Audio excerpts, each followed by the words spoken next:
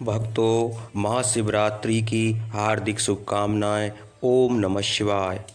आखिर भगवान शिव को लिंग के रूप में क्यों पूजा जाता है? इस रोचक कथा को जानने के लिए हमारे साथ अंत तक जुड़े रहना होगा। अगर आप बाबा भोलेनाथ के भक्त हैं तो वीडियो को लाइक और चैनल को सब्सक्राइब कर दें। मित्रों, हिंदू धर्म में कई मान्यताएं प्रचलित हैं जो हमें आज भी हैरान कर देती हैं। उन्हीं में से एक पौराणिक कथा में यह बताया गया है कि भगवान शिव का लिंग पृथ्वी पर गिर गया था और भगवान शिव को लिंग के रूप में पूजने पर ही वह सभी भक्तों की मनोकामनाओं को पूर्ण करते हैं। आइए इस विषय में विस्तार से जानते हैं इस वीडियो में। मित्रों, शिव पुराण एवं लिंग पुराण में भगवान शिव के लिंग रूप की पूजा के विषय में कई उल्लेख मिलते हैं। इन पुराणों में यह भी बताया गया है कि एक श्राप के कारण भगवान शिव को लिंग के रूप में पूजा जाने लगा। वह स्थान जागेश्वर धाम कहलाता है। भगवान शिव जागेश्वर के निकट दंडेश्वर में तपस्या कर रहे थे और वहीं सप्त ऋषियों की पत्नियां कंद मूल फल एवं लकड़ी लेने के लिए आती हैं और शिव के दिगंबर रूप पर मोहित हो जाती हैं। सप्त ऋषि अपनी पत्नियों को खोज में वहां पहुंचते हैं। उन्होंने पहचाने बिना नाराज होकर शिव को श्राप दे दिया। इससे ब्रह्मांड में उथल पुथल मच गई। बाद में देवताओं ने किसी तरह शिव को मनाया और जागेश्वर में उनके लिंग की स्थापना की गई। मान्यता है कि तभी से शिवलिंग की पूजा शुरू हुई। इस पौराणिक कथा का विस्तार इस प्रकार भी बताया गया है। दक्ष प्रजापति के यज्ञ में माता सती के आत्मदाय से दुखी होकर भगवान शिव ने यज्ञ की भस्म लपेटकर दारुण वन में तप किया।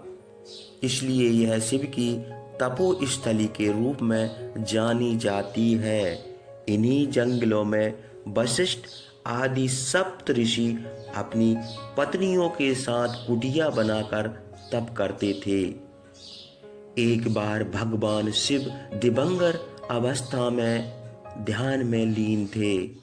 उसी दौरान एक दिन इन सब ऋषियों की पत्नियां जंगल में फल एवं लकड़ी आदि के लिए गईं, तो उनकी नजर दिगंबर शिव पर पड़ी। भगवान शिव के सुखद शरीर को देखकर सप्त ऋषियों की पत्नियां भगवान पर मोहित हो गईं। भगवान शंकर अपनी तपस्या में लीन थे।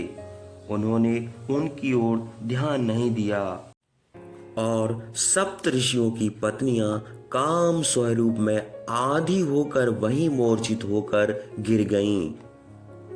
तब सप्त ऋषियों ने देखा कि शिव समाधि में लीन है और उनकी पत्नियां मूर्छित पड़ी हुई हैं। उन्हें लगा कि भगवान शिव ने उनकी पत्नियों के साथ वह विचार किया है और इस आशंका में उन्होंने भगवान शंकर को श्राप दे दिया और बोले कि तुमने हमारी पत्नियों के साथ वह विचार किया है, तुम्हारा लिंग तुरंत तुम्हारे शरीर से अलग हो जाए। भगवान शिव नेत्र खोलते हुए बोले कि आप लोगों ने मुझे संदेहजनक परिस्थितियों में देखकर अज्ञानता के कारण ऐसा किया है, इसलिए मैं इस शाप को विरोध नहीं करूंगा। तुम सभी आकाश में तारों के साथ अनंत काल तक लटके रहोगे। ही पूरे संसार में कोहराम मचने लगा। ब्रह्मदेव संसार को इसके प्रकोप से बचाने के लिए माता पार्वती की उपासना करने लगे। ब्रह्मदेव जानते थे कि शिव की इस दशा को पार्वती ही धारण कर सकती है। ब्रह्मदेव ने मां पार्वती की उपासना की। पार्वती ने रूप धारण किया। इस प्रकार यह शिवलिंग की स्थापना हुई। पौराणिक मान्यताओं के अनुसार सबसे पहले शिवलिंग का पूजन जागेश्वर से ही प्रारंभ हुआ। मानसरोवर की यात्रा पर निकलने वाले यात्री इस धाम की अर्चना करके आगे बढ़ते हैं। यहाँ करीब 200 से ज्यादा मंदिर जागेश्वर धाम अल्मोड़ा से 29 किलोमीटर दूर देवदार के घने जंगलों के बीच बसा हुआ है। इस धाम का प्राचीन काल से ही काफी महत्व है। पुराणों में भी इस स्थल का व्यापक वर्णन मिलता है। यह धाम उत्तर भारत के एक प्रमुख शिव मंदिर के रूप में प्रतिष्ठित है। मान्यता है कि यहाँ पर सिर्फ जागृत रूप में विद्वान हैं।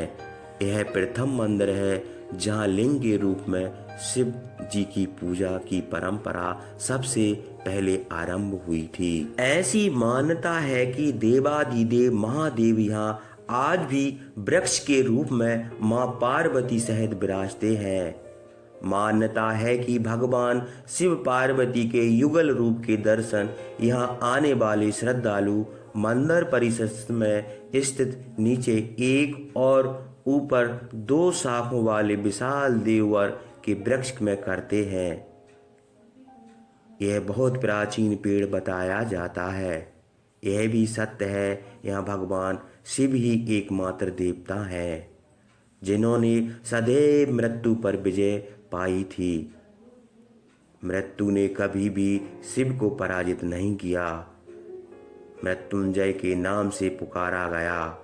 जागेश्वर धाम के मंदिर समूह में सबसे विशाल एवं सुंदर मंदिर महामृत्युंजय महादेव जी के नाम से विख्यात है।